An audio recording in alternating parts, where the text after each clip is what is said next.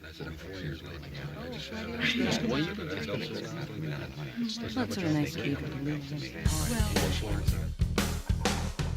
Well, it's pretty hard not to say the 2009 national championship, because obviously that's what everybody strives to do. You know, to culminate with a national championship is every coach, every player's dream.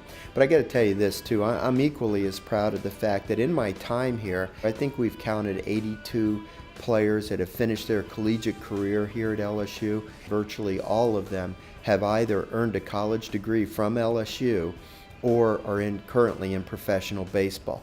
Many of them have done both. So I'm proud of the fact that they've prepared themselves to become a success after their baseball careers have ended. It would probably be Joe DiMaggio, because I consider Joe DiMaggio the greatest baseball player in the history of the sport. Being an Italian American, I guess I'm a little bit biased, and I just heard my dad talk about him growing up so much that to share his thoughts on the game would be amazing.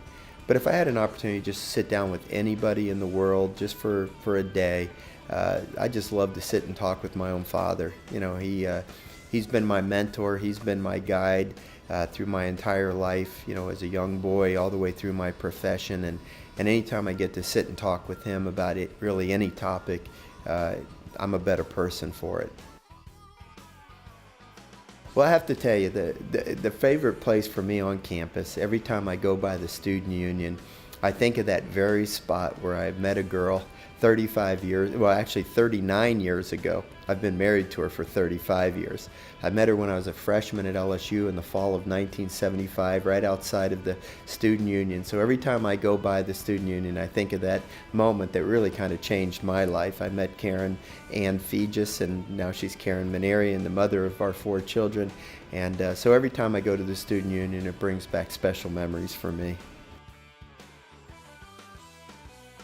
Well, if I could spend one day by choice anywhere in the world, of course it would be at TD Ameritrade Park in Omaha, Nebraska, playing for the national championship, because that's obviously the pinnacle of what we're shooting for each and every year.